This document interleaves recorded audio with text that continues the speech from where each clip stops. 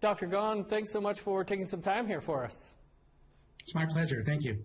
What do you see as the differences between the U.S. and Canadian Indigenous experience and history?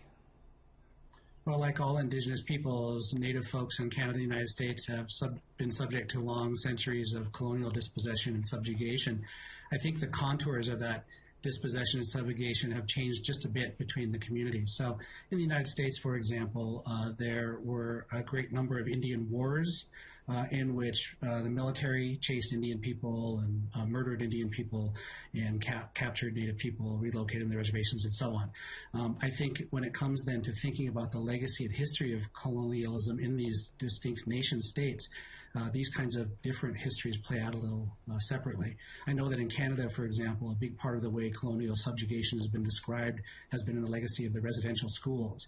And certainly we had boarding schools here in the United States as well. We invented them, in fact, and exported them. But I think that that pales a little more in comparison to other aspects of colonization that render the articulation of Indian affairs in different ways. How will this federal investigative report into the history of boarding schools bring that history, do you think, into focus? Well, you know, the long legacy of settler colonialism in our nation states has been erasure of Indigenous presence and perspective.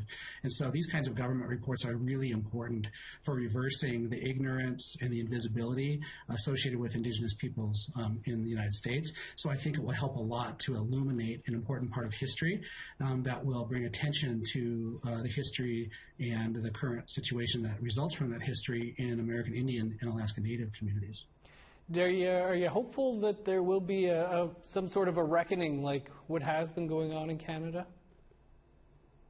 Well, one can always be hopeful about such reckonings, but again, the United States operates on a kind of different racial dynamic. The dynamic here tends to be a black-white dynamic.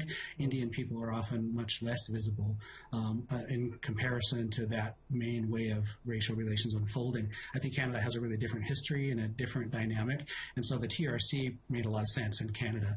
I'm not too optimistic that we'll see that kind of reckoning, but hopefully there will be some good things that follow from this kind of attention and visibility.